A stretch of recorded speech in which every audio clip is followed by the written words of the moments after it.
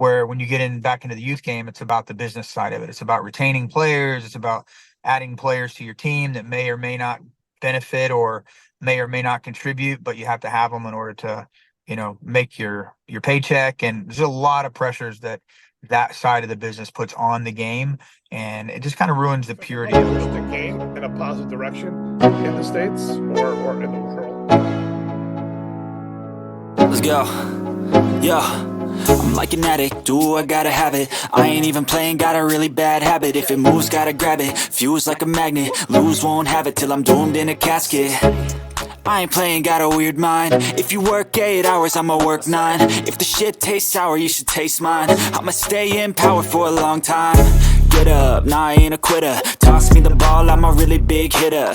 Big picture, I'm a straight killer. Rising the song to the highest bidder. Got juice, got gas, I'ma move fast. New shoes, new tracks, like who's that? I'm new, come back, better than last. Yeah, it's a new me, never gonna look back. Never gonna look back. Cause damn, I was built to last. You move slow and I move fast. And that's facts. Only I can make it. Hello, everybody. Welcome back to From the Field, Voices of Football. Today we have the pleasure of speaking with Coach KC Crabb, a distinguished soccer coach with his career spanning over 3 decades, starting his journey with Sting Soccer Club from 1992 to 2000. KC went on to serve as the assistant coach at both the University of Illinois and Purdue University. He has made significant contributions to youth soccer, founding the Austin Texans Soccer Club and serving as a director of coaching at Lonestar Soccer Club for 12 years. KC's extensive experience is complemented by an impressive array of USSF licenses and his involvement in coaching state, regional, and national teams. Coach KC, thank you so much for being on here with me. It's a pleasure. Thanks for having me. Can you tell us a little bit about your background, how you got into soccer?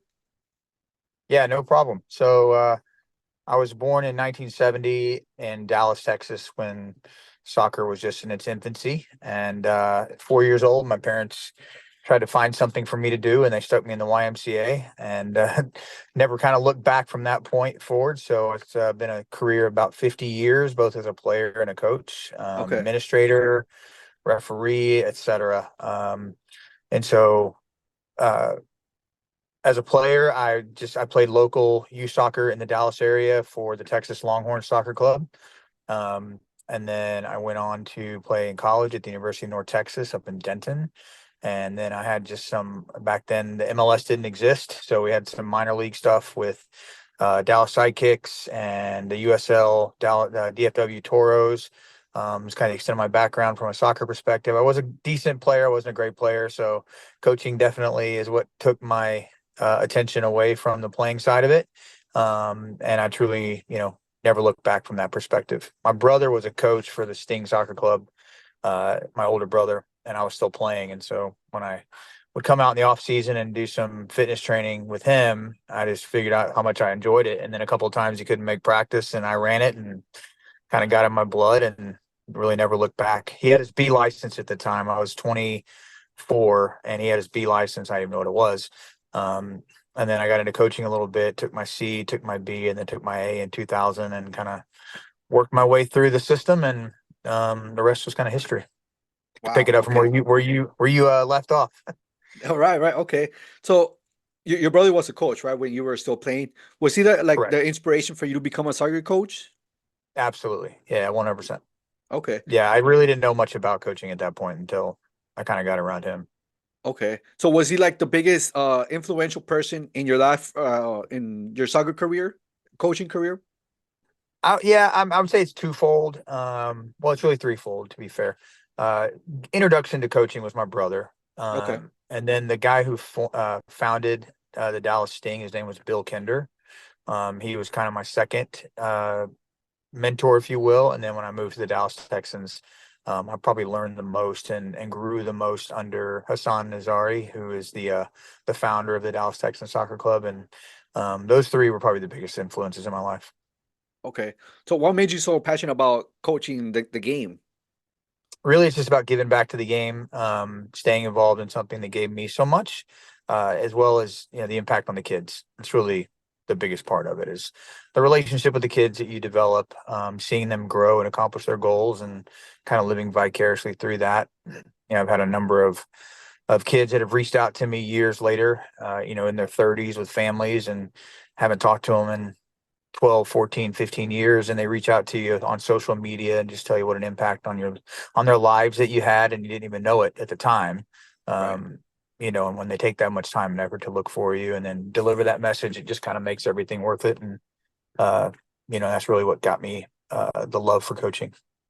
Yeah, it's a big impact we have on the player's life, isn't it? It's unmistakable. There were some kids in college that you recruited out of some backgrounds where they really wouldn't have had a chance to play at a higher level, nor would they have had the opportunity to get a college education. And you pull them out of those kind of rough environments, and they go on to have amazing careers, not only as soccer players at that level, but just as human beings. And some get back into the coaching profession, some, as players, and then some just in the business world and the family world. And just having a little piece of growth with that and helping them kind of learn those life lessons to the sport. That's what it's all about. Okay, right. So you started coaching at Sting Soccer Club, right? In '92. Correct. What are some key lessons you learned from that time period, from '92 to 2000 that you were there coaching for them? So I think the biggest thing that kind of the modern way that coaching is compared to what it was back then was nowadays people come right out of college and it's such a big business. They just jump right into the coaching ranks, start making money, and they really don't cut their teeth and understand the role that a coach has in someone's life. And so I think the biggest lesson that I learned is you have to take your time. You have to learn from mentors that you respect and that you trust. Take a little bit from each one of them. Obviously you don't pick everything because there's certain things you don't like about all of them, but you kind of add it all to your little toolbox and, become the coach that you are. So I think the biggest thing that I learned at Sting was just to be patient. Understand that if you truly want to be a soccer coach for a long time, that it's going to take, a lot of effort, a lot of investment in your part. And so you don't need to rush to coaching teams, out of your first year as a head coach and making money, because the little probably, I don't know, I'd probably say about 50% of the coaches I know that are anywhere from 35 to 25 out of college, about 50% have left the sport just because Wow. they just don't know really what to expect when they get into it. They don't Okay. understand the hours you spend away from your family, the amount of time you spend traveling. That's what actually ultimately got me out of the sport, is I've got a 14-year-old and an 11-year-old, and I was unable to see them grow up because I was on the field at 3:30 in the afternoon. I got off at 10 o'clock in the evening, and they were already in bed when I got home. And then when they were leaving for school, I was asleep because I was trying to get ready to go work later on in the afternoon. So I couldn't really see them live. And on the weekends was the same thing. So understanding that it is a lifelong goal and that it's not about the money, it's about, the impact on the game and the kids, and being patient and understanding all that. Yeah. Oh, yeah. It's a big commitment to doing it. Like you Yeah, say. people think that everybody there's a lot of money in this sport, and people make, they're all rich and their lives are easy and their schedules are easy, and they don't understand. Literally from August 1st, this is in Austin. In Dallas it's even worse, but in Austin from August 1st we were on the field and we coached 5 teams. And so you're on the field for 2 days and it's 100 degrees outside. So you're there from 8 o'clock in the morning until about 1 o'clock, and then you come back around 4, and then you're there till 8 or 9. And you do that all the way up until about September, and then September your season kicks in. So Monday through Thursday you're on the field from 3:30 to 10.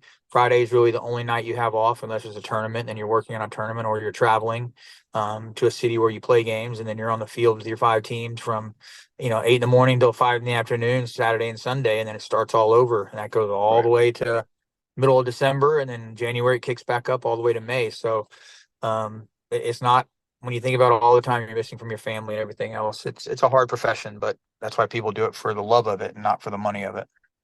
Right, of course. And even like you mentioned, like, Friday could be your day off. Even then, it's still not your day off because you're still thinking about the game. You're thinking about, what about the game tomorrow, the next tournament?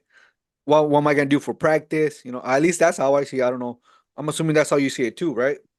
100%. Yeah, because I mean, 5 teams, and you're trying to figure out who you're playing, what kids you have available, what lineups you're going to run, to start the games, what you're going to address in your pregame talk based on what you're trained on all week. Kind of what your themes are depending on the age. Maybe it's a technical thing for your younger teams, and it's a tactical thing for your older teams. So yeah, your brain never shuts off from the game. It's probably my wife.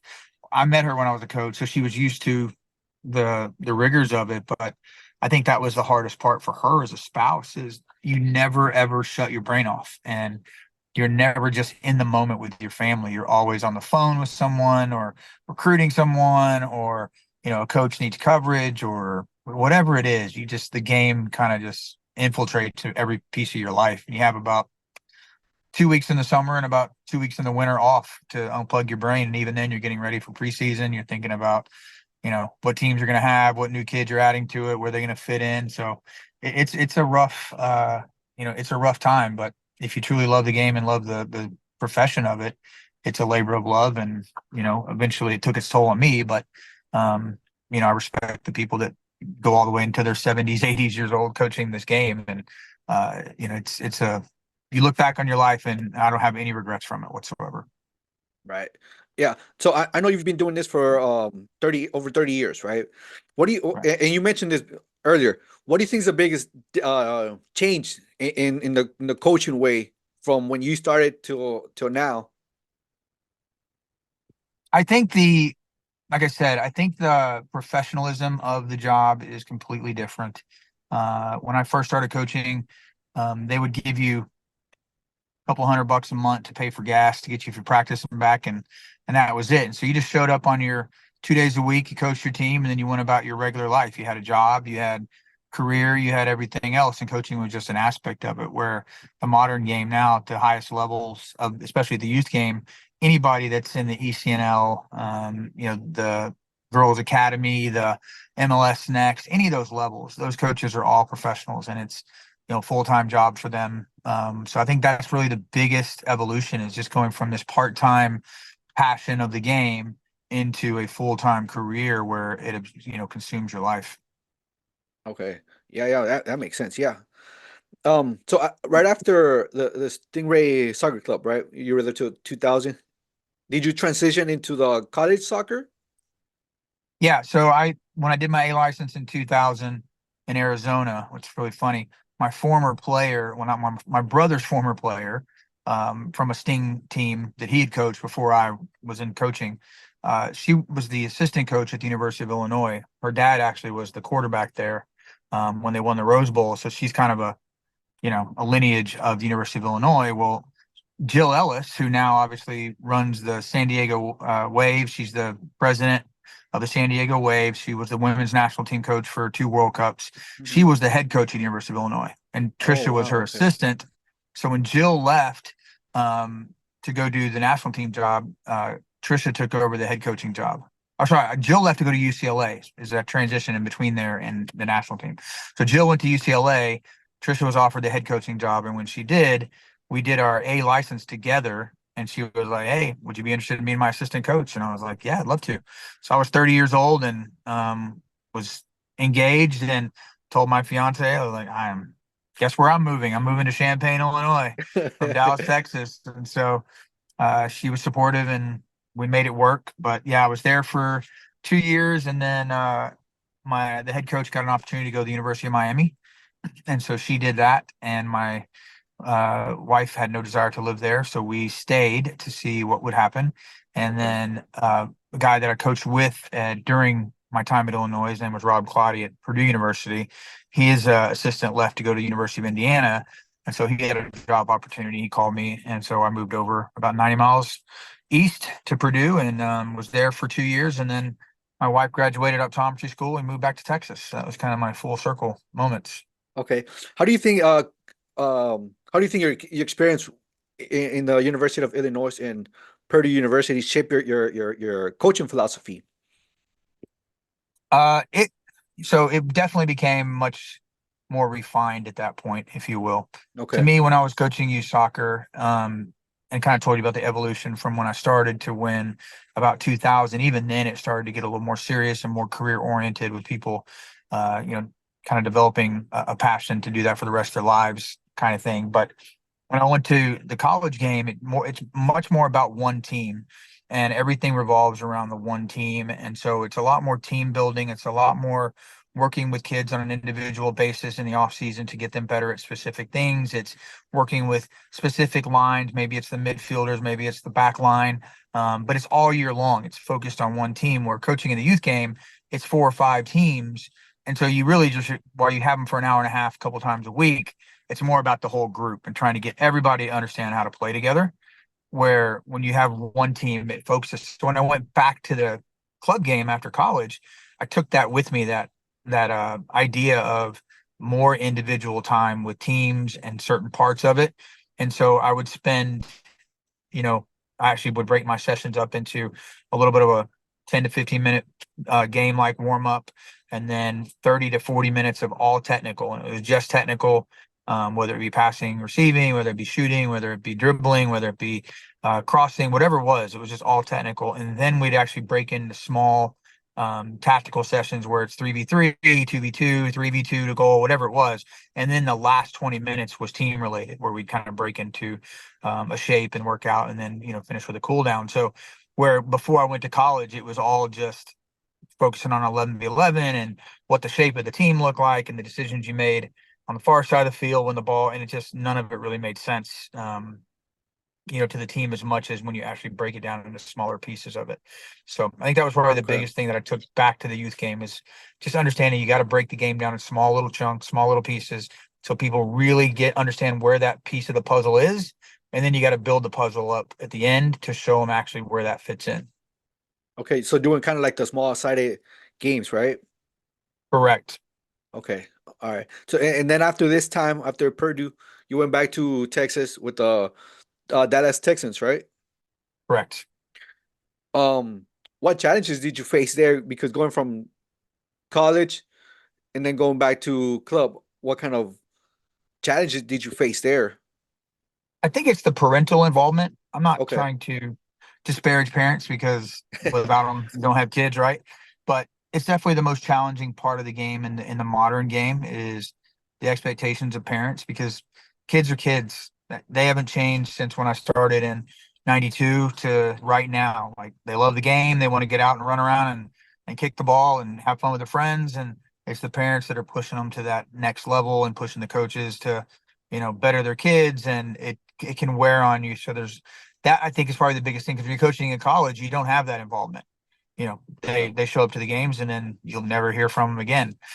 So it's all about you and the player. And I think that's probably the best part about the college game, is it's so player focused and team focused, where when you get back into the youth game, it's about the business side of it. It's about retaining players. It's about adding players to your team that may or may not benefit or may or may not contribute, but you have to have them in order to, make your paycheck. And there's a lot of pressures that side of the business puts on the game, and it just kind of ruins the purity of it a little bit. So that, I think, when I got back into, it's probably about 2000 and I would say 14 or 15, where I started to become disenchanted a little bit with the way that had gone. And it kind of led me to the side where I just want to coach part-time. I want to go back to when I started and have a career and just be able to go out and enjoy the game and not worry about, if I'm going to have a paycheck or a job the next week. My coaching wasn't dependent upon, retaining players. It was depending on having, instilling a love for the game for the kids. And that's kind of where my head's at nowadays. Okay. So you said that, like, one of the biggest challenges you faced with the parents, right?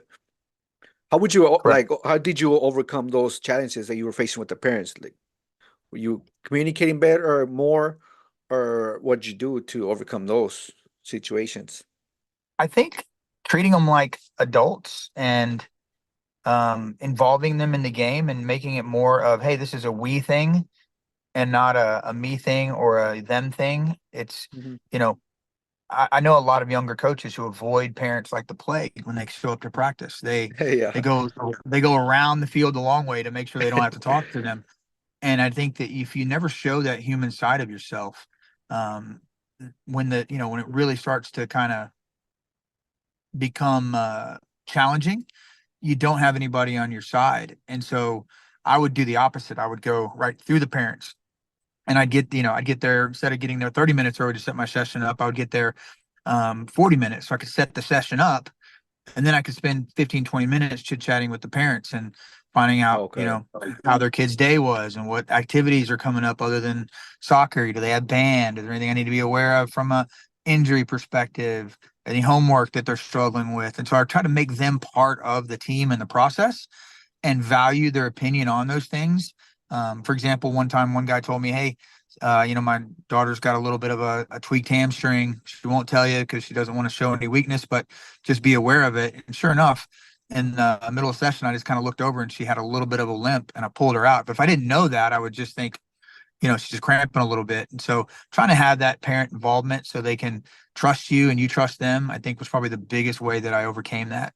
I'm still really good friends with a lot of the people that I coached, and it's never crossed the point where, I made sure that it never had an impact on who I played or favoritism or any of those kinds of things. It wasn't that kind of friendship that we went out and hung out at a bar together. And, even though his daughter was the worst player she played, it was more just, hey, listen, I'm going to have your kid for the next, 10 months of her life, and I want to have a good impact on it. I know we're all in this for the right reasons and the same reasons. Let's get on the same page and build that together rather than me trying to dictate it and just asking you to follow along. So I think that's probably if I could give a young coach the advice, that would probably be the biggest thing in the youth game is get the parents on your side. Don't be afraid of them. Understand that they're there for the same reasons you are, is to their kid to have a really good experience with it and learn lessons. They're not all going to go to college or professional, and whatever time you have with them, have an impact on their life, and make sure the parents are involved in it. Yeah, and I kind of understand what you're saying, because like myself, I'm a shy person, and sometimes I do that what you just say, like I go around the parents, so I won't have to talk to them, Yeah. But and I agree with you, like we got to talk to the parents, we just have to. I can't go around the parents every single time. Yeah, and I think, what's funny is you say I'm shy. Like, I'm a pretty introverted person. Um, and being around them kind of actually helped that a little bit, because I could start to have conversations that I wouldn't normally feel comfortable having with people, because again, you're with them, 2 to 3 nights a week, every week for 10 months, and they become, they want you to be successful, because if you're successful, their kid's successful, the team's Right. successful. Yeah. And so they'll try to help you maybe learn how to communicate with their kid in a different way than maybe you thought of as a, a shyer person or an introverted person like I was. Like one of my players could never respond for the first 2 months I was with her, and I just went to her parents. I said, "Hey, you got to help me. What am I missing? I've never had this kind of disconnect." And they're like, "She's very introverted like you are. So two introverts talking to each other, you're not going to get much out of it." She goes, Okay. "Ask her ways to come out in front of people, in front of the team, and ask her input in what you're doing." And she'll start to come out of that shell. And sure enough, that's what we did.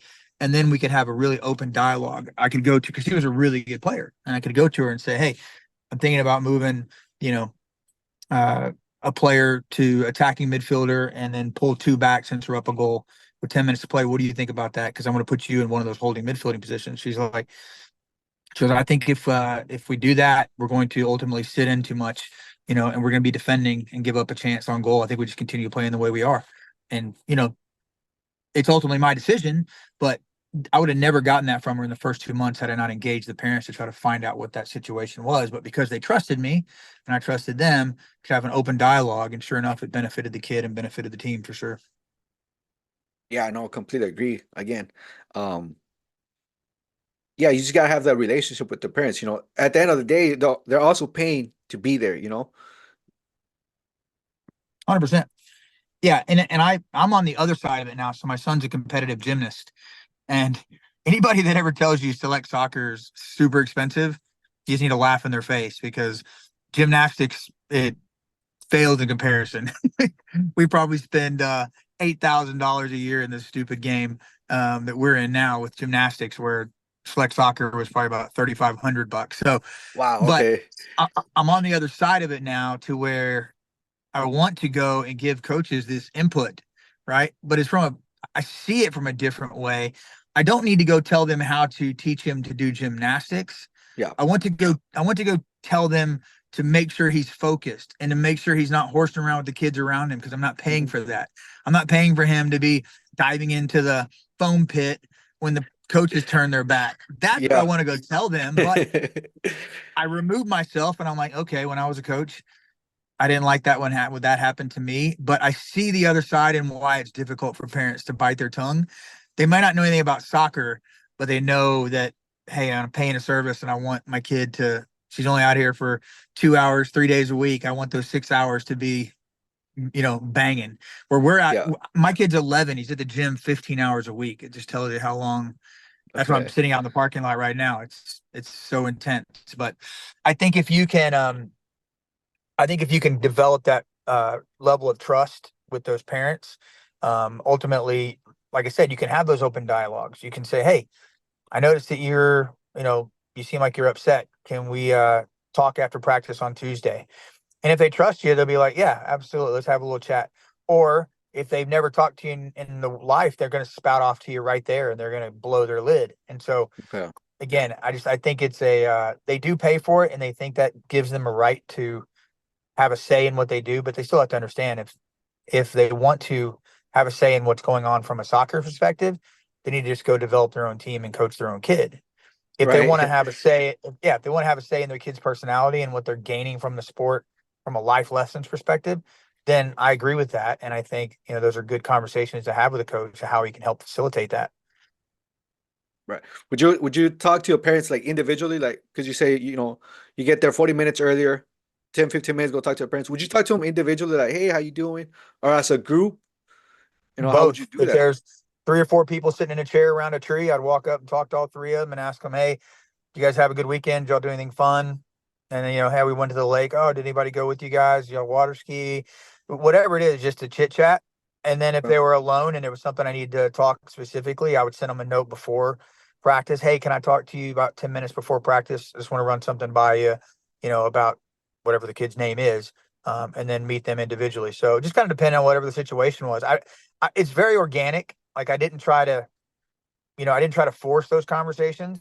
It's no different than you walking up and seeing a bunch of your buddies, at a pickup game, and some are together and you just kind of sit there and start talking about, shooting the breeze, or, you and your buddy rode there together and you've had a long in-depth conversation. So it's kind of whatever the situation occurred, but just going out of my way to make sure that I kind of got out of my comfort zone to do that. And it definitely changed the whole perspective I had of, what the parents' involvement should be and what it can be, rather than what they think it should be. Right. Yeah, because you make them involved in the team, make them feel important, as well, not just on the side.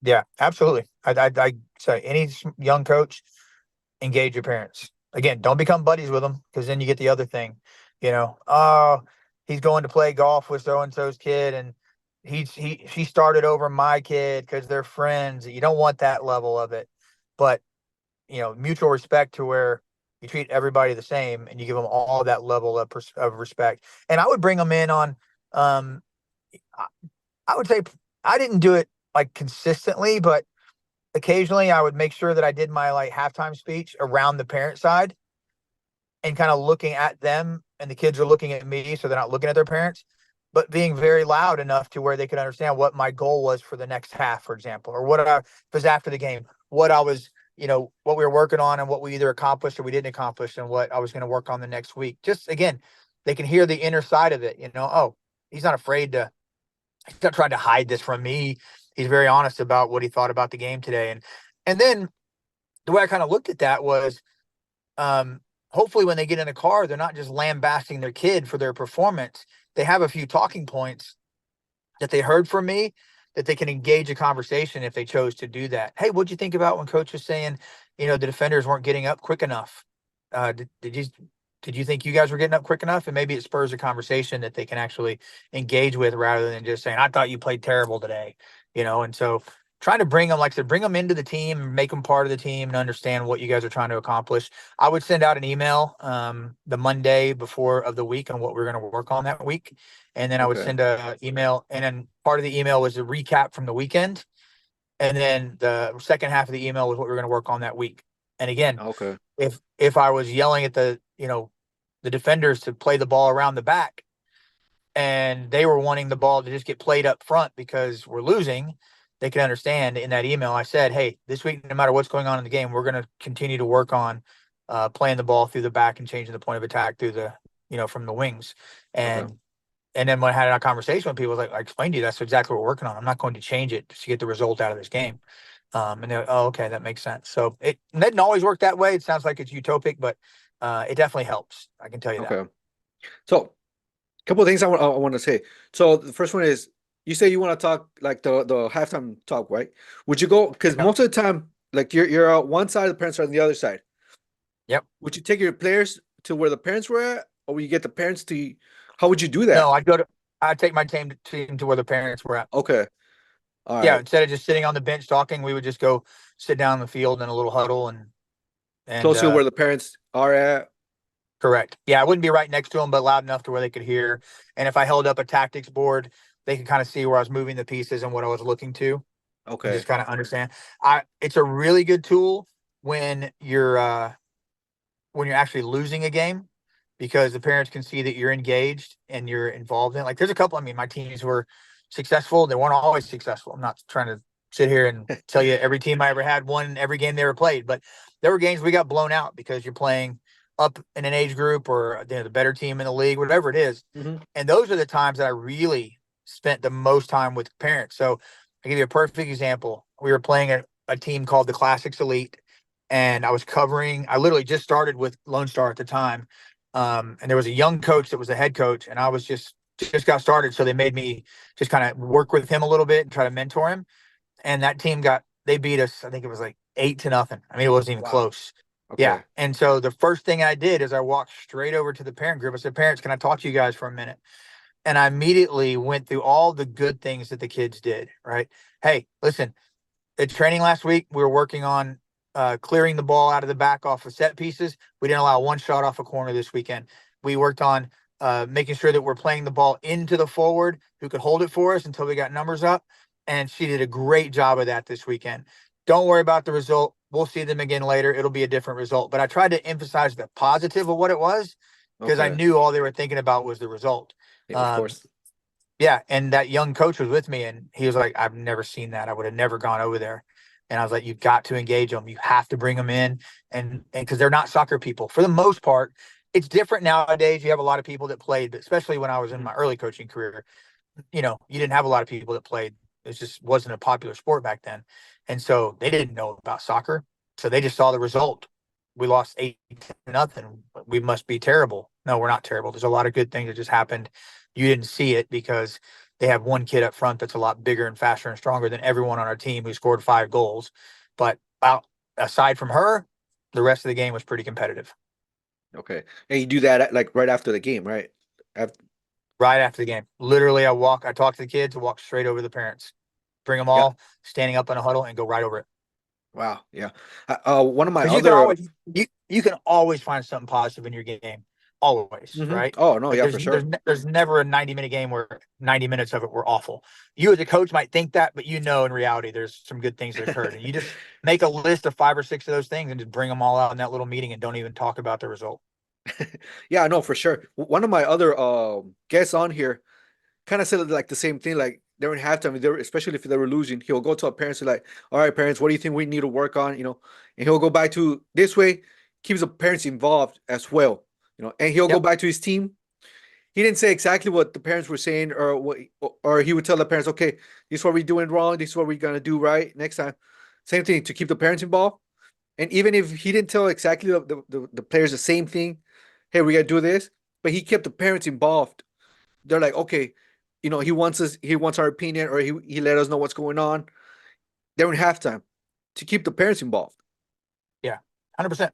Yeah, you got to keep them on your side, because, I mean, I'm not 100% sure, kind of where the majority of the people that listen to your thing are, but everybody in this everybody that I know, especially that have coached, have had those teams where they're not as good as the league they're in. And every game, they're going to be up against it. And you're just trying to minimize how bad the games get. You're trying to just fit in, hopefully keep it within 3 goals. And those are the worst because it's a whole season of these parents thinking I paid for this. This is what it is. And so the more you can get them involved and like hey, let's throw a team bonding thing this weekend at your lake house. Can you guys think we could do that? And like, yeah, let's do that for sure. And all of a sudden now they're the team mom and they're gathering everybody up and they turn, a weekend into a game we lost 3-0 into a fun weekend. We were at the lake house, tubing on their jet skis and stuff, and they forgot about the result. Like just trying to find creative ways to make them be advocates for you and on your side rather than being against you because all they think is, their team sucks and you're not doing anything to help them. Oh no, for sure. And it only takes one parent, one bad apple to ruin the whole thing. Yeah. Yeah. And that's the one I like probably spend the most time with. Right. Yeah. I want to go find that one that's, the one that's a little more extroverted and people listen to and get them on my side for sure. I don't know if It you ever doesn't read, always work. right? Yeah, it doesn't always work, but you do the best you can. Sometimes, yeah. I don't know if you ever read like the 48 Laws of Power. It actually says kind of like that, use like enemies to get Yeah. to bring a bit closer to you instead of friends, because friends can an enemy has something more to prove than a friend does. It's that old saying, right? Keep your friends closer, your enemies closer. Exactly. Yeah, Yeah. exactly. So Yeah. after was it the Texans? You went and started Austin Texans. So from Correct. So Dallas, you the went to club here Austin. called, yeah. So it was my wife did not want to live in Dallas when we moved back. She wanted to live in Austin. So I wasn't a massive fan of Austin. I love it now, but being from Dallas, it's not really what you want to do. It's kind of, it's Okay. Kansas City, Kansas, and Kansas City, Missouri. You don't really quite get along in your head if you grew up in one or the other. So anyway, there was a team here called the Crossfire, and I just left the Texans, and so I just talked to the director I was telling you about, Hassan Nazari, and I said, hey, would you think about allowing this smaller club to utilize the Dallas Texan brand and become? It's before the San Diego Surf was all over the country. It's before it's kind of about the same time that the Colorado Rush started putting teams all over the country, the New England Rush and the Virginia Rush. And so I just kind of got the idea from that. And he's like, yeah, sure. So we started that, and I was there as the director for 4 years. Then I got an opportunity to go to the Texan or the Lone Star, who is kind of the big club here, and coach at a higher level because the Austin Texans didn't have any teams competing at the higher levels. And so I kind of took a personal decision to go do that because I want to get back at coaching, some of the better kids in the area. And so I went to the Lonestar Soccer Club and been there for the rest of my career until present. So Okay. That's where you're at right now at Lone Star? correct. So as a director, because you were a director of coaching for Lone Star, right? I just, like I said, I'm part-time. So I coached Mhm. teams for the last couple of years, just as a part-time guy, but I coached, I was a director coaching for different levels. I was, the second level here called back then. It was like the ECRL level director for the girls side. Then I was the U15 to U18, select level, the higher level girls. Then I ran the junior academy, the 5-year-olds to 10-year-olds. And then that's when I went to the part-time side of it. Okay. So as a club director of coaching for a Lone Star, what were your main objectives at that 10-year, 12-year tenure? Um, Twofold. I think it was to mentor younger coaches, try Okay. to make them better. Kind of what I said at the very beginning, try to give them someone to be around that can maybe help them further their careers, because I knew that it's the next generation's time. It's their, they're the future of it. So try to kind of help them to help the kids. And then a club curriculum was probably the other big thing, is to making sure that teams were, we didn't all have to play the same, but we all had to get the same developmental structure within all the teams. And so creating a curriculum, creating a periodization, especially for the younger and the the lower level teams, so they were all getting their technical aspects, because a lot of the younger coaches are going to come out and scrimmage their buddy next to him. I was on the field next to him, so making sure that there was a structure to the practice, that they followed the same curriculum for X amount of weeks for X amount of topics, and that way at the end of the season, there wasn't a team or a player that could come up and say, well, their coach did this and our coach only did this. Both coaches were doing very similar things. It might not be the same needs, but depending on the age of the players, at the younger ages, they just all need technical work. And so it's an easy fix. But the older they got, obviously, the more tactical it became. And, worrying about the opponent you're playing in that weekend, mattered. But at 12 years old, it didn't matter. Just, hey, we need to become better soccer players and understand the game better and make better decisions. So everything's fast, small-sided, competitive. Technically, when the sessions were technical, it was opposed. So it's always under pressure, receiving balls under pressure, not just receiving balls, with no one around you, because how often does that happen in a game? Very rarely. So just try to make sure that we always did things that were structured, and that way every team got the same amount of information. Some of it's different information, but it's on topic. We didn't tell the coaches what session they actually had to run. We just said, hey, your topic this week for all 3 of your sessions is going to be receiving balls with your back to goal. And then they would all come up with their own sessions that accomplish that. And then it might be, hey, you're all going to work on finishing this week, crossing and finishing. Maybe it's clearing balls off of set pieces for the older ones. It just depended on whatever the topic was, but they were all getting the same information. Every single team was getting the same information. They had to do the same thing. The same topic, and then the coaches could develop the session accordingly. Oh, okay. And that's what my job was as the director, is then to go watch and evaluate coaches to see, one guy might have a great session for that topic and one session might be terrible. And that's where I got to go mentor, and I might go into the next session with the team and run it and let them watch and let them see, and then back out again and let them run it the next time and see how they do with it, and just continue mentoring them and trying to make them better. Some needed more help than others, and some you could just let go and you knew everything was going to be great. And some of them you had to be with them every week. So it just depended. It's a big club. We have, there's over 7,000 players in this club. And Wow. So you can think of the number of coaches you got to have to run that. So some you get are very good, and some you get aren't very good. Right.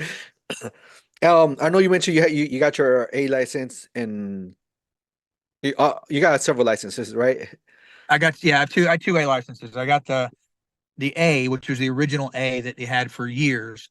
And then when they revamped the curriculum in 2017 and then made it the A youth, the A senior, the A pro, since I was coaching in youth soccer, then I went and got the A youth again. So I have 2 A licenses and an instructor license.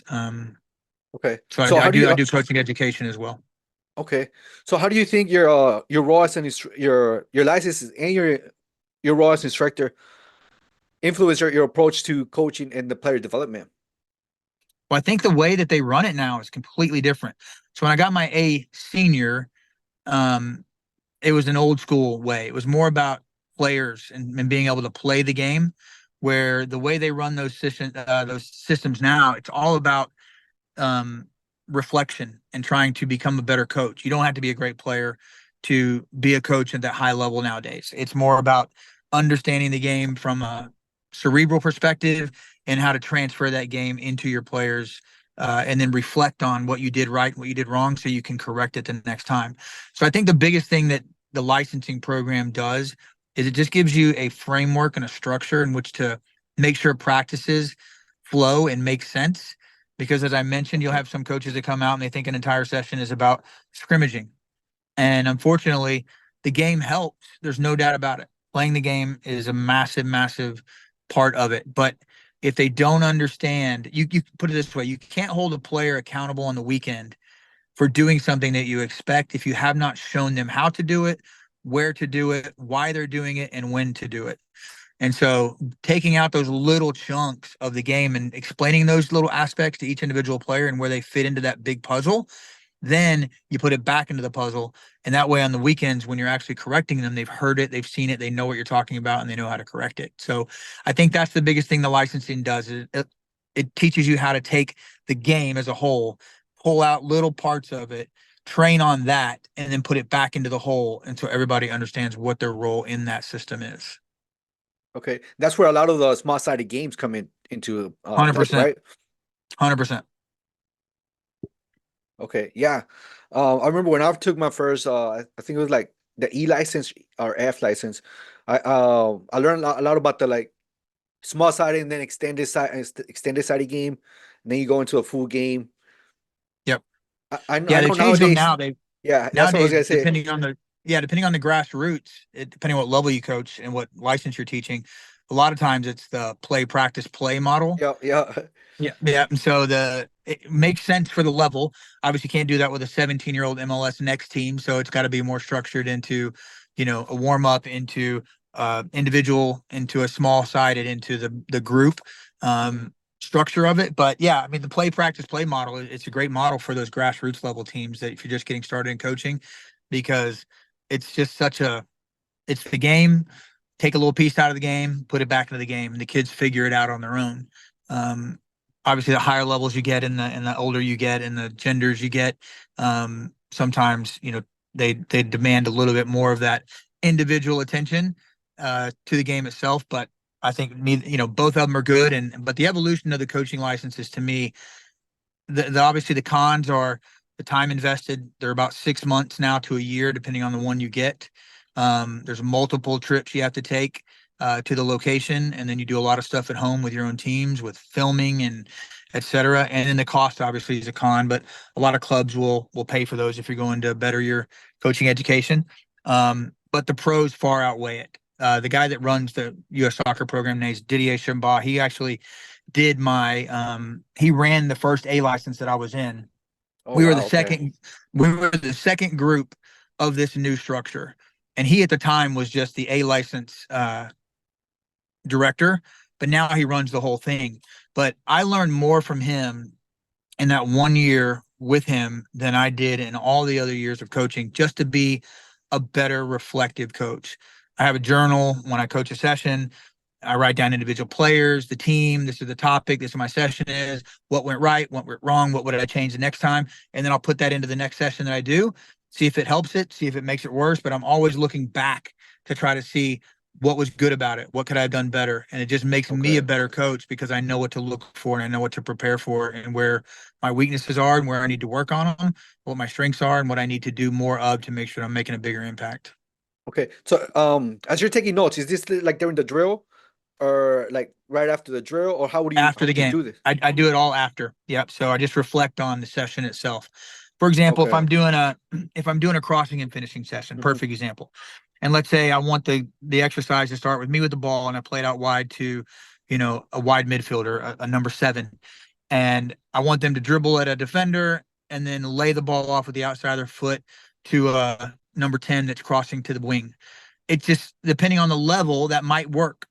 But if let's say I want to do that and it's a U13 girls ECNL team and they just can't get it, and you've been in those sessions before where no matter what you do, you just get stuck because they can't figure out the session itself. Then you can go back later and go, okay, listen, it's way too complex. I'm going to play the ball to her. She's going to play the ball in. We'll cross it. And then, next time I do that, oh, now it's successful. Now instead of having 4 balls that they actually crossed and finished, Right. we actually had 40 balls just because of taking that level of complexity out. And then the next Okay. time I do like a U18 team, maybe I just do that. And it's so simple and boring that they're not getting out of it. Then I go back and then I reflect on it.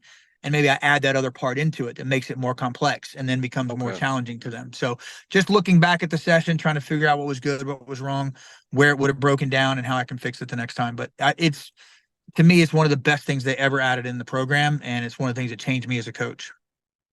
Okay. Just right after practice, just take notes. Yeah, so I either do it in my car, I'll get home because yeah, I mean I'm doing back-to-back sessions, so I really don't have time to Mhm. do it right there. But it's easy to reflect back when I get home and think about it, Okay. or when I get in the car. Um, Sometimes I actually even use my phone. I'll just do like a voice note Okay.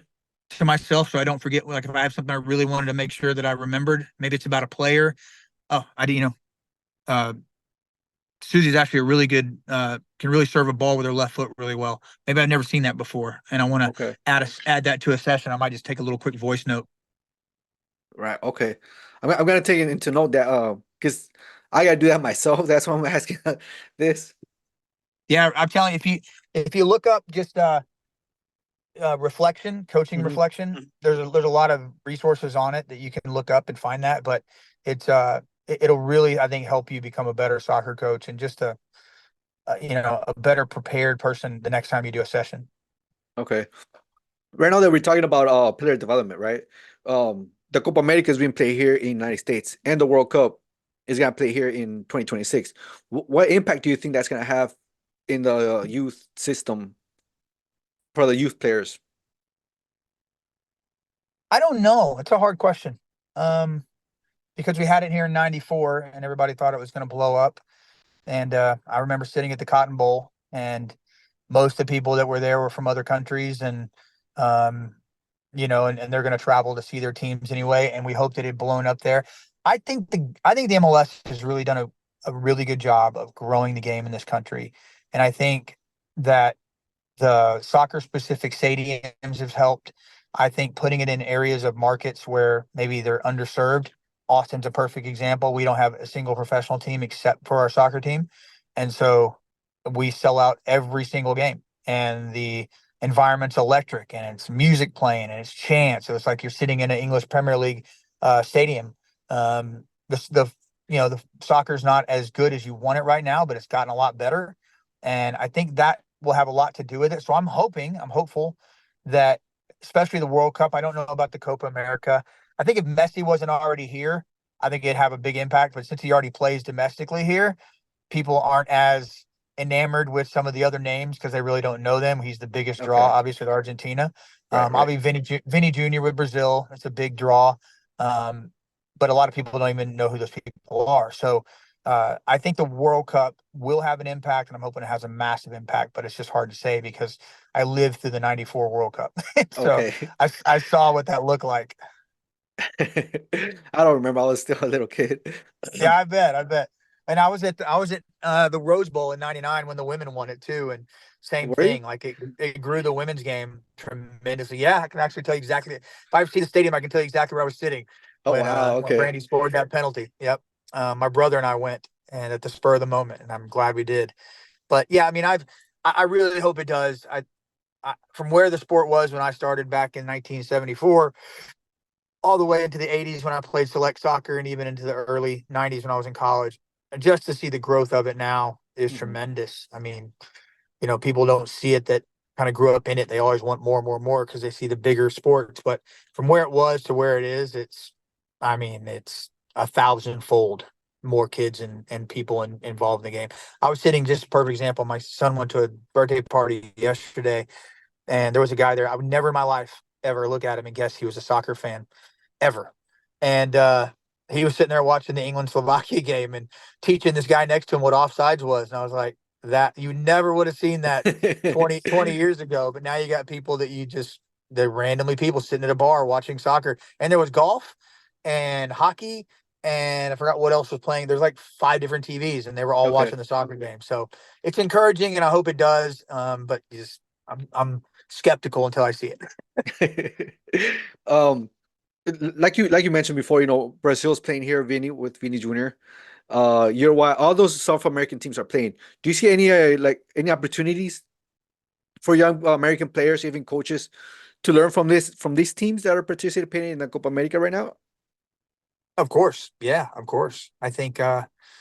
You know, I think the live aspect of it is probably the best way to do it because when you watch on TV, you only see probably 20% of the field. You don't really see what's Mhm. going on the rest of it. Which from a coaching perspective is difficult because you don't know exactly how it's set up. You just kind of see the action on the ball. Um, but I think if you're at the games and you can actually see the tactics involved. And when I go to games, I like to sit like in the end zones and sit up high so I can actually Okay. see the formations and how they move and how they shape. Um, but I think so. I think especially young kids, I think it'll they'll be inspired by seeing these better players. And, if you can see it up close and just kind of get caught up in the fandom a little bit, I think Okay. that will inspire people to play for sure. I always thought that the sitting like center way, somewhere in the middle, in the midfield would be better. What do you think? Because I know you say you like to in the end zone. I've tried it. So I work for the MLS as a MLS match director, and I actually sit on the field between the two coaches. Okay. right by the fourth officials table. And it's fun to watch the speed of the game there, but to actually see the tactics, if you ever get a chance, they do it sometimes on TV on ESPN, especially like in the World Cup, that kind of stuff. They'll show the end zone view. Watch one game from it, and you'll see what I'm talking about. You Okay. can see the outside wing backs pushed up high, and the two, center backs with the number 6 kind of hanging in front of them, where you can't really see that as From the well from side. the midfield area, but from the Okay. back of it, it's amazing. Okay. And the higher, the better.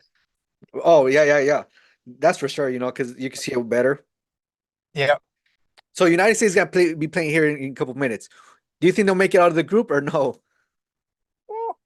Well, the heat, I think, is the benefit to them. I think playing in the heat is going to be hard for Uruguay. And then I think the fact that Mario Bielsa's out will help. But, I mean, they're going to need some help because that team is good. Uruguay is really good. Yeah, they're doing good right now. They're going to need some help. Yeah, if they don't make it out of the group, do you think Greg Berhalter should be fired, or should he stay on? I do think he should. I think at that point you have, in my opinion, I think at that point you've lost the locker room, and that's the hardest part to get back. The tactics, the X's and the O's, he's good at that, but I think someone else coming in for 2 years and being able to jump in that 2-year World Cup cycle and be able to instill some tactics, I think you got to pull that trigger quick, because the longer you wait, the less time he's going to have to prepare for that. And I just think over 2 years, I don't see Greg getting any better with the locker room itself. Wow. Okay. Who do you think who would you hire to be the coach for the US? It's a hard one, man. I don't know, to be honest. I don't really have a name. Tuchel is available. He's leaving Bayern. He obviously left Bayern Munich. I don't know what he's done at the international level, but he's a good manager. You have the young. What's that? You have Klopp. Yeah, Klopp would be a good fit. There's some good names that are available. I just don't know what they have at the international level. It's a different game, Coaching club and coaching the international level is just different. Oh, for sure. Because you only have them for a few camps, and you hope they're doing the right things outside of it, but they're playing completely different styles of play, and trying to bring them all together a couple of weeks before an event's hard. So would you bring a European-based coach or MLS coach to run the MLS? I mean, the US. I would bring European-based. I just think because the majority of our team's European-based now. Yeah. So I think having somebody there that understands and knows those coaches personally and can call them and actually get input on each one of them, where they're at and what they're doing, and having those contacts, MLS coaches just don't have that. Okay, yeah. And I have to ask this just for my own selfish ego. What about Mexico? What do you think about Mexico? They just got eliminated. So your thoughts on it? I mean, I like Tata Martino. I think he's I thought he was a good coach. I think one of the things that Mexico struggles with is the stability of the coaching. I think because the fandom is so rabid, the one bad event, one bad game, they immediately want the guy out, and then it causes the pressure, and then they start doing things that maybe aren't normal. But I mean, there was a point 10 years ago where the US couldn't even touch a ball when they played against Mexico. And now it's you. I mean, every time I see Mexico and the United States play, I'm like, United States is going to win this game. And I never would have said those words out of my mouth 10 years ago. And so there's definitely a switch somewhere along the way. I don't know what it is because I don't follow Liga MX very well, but I think I don't think they have enough players European based, which I think maybe hurts them a little bit. I think more of their better players need to be playing at a higher level league week in, week out. But I don't have a great opinion one way or the other because I just don't know. I don't know the league well enough. It's just from me and the outside looking in. Yeah, no, I understand completely. Like I said, this is just from my own selfish ego. No problem. Okay. Sounds great. Eduardo, thank you so much. I appreciate it. Never gonna look back. I'm never gonna look back. Cause damn, I was built to last. You move slow and I move fast.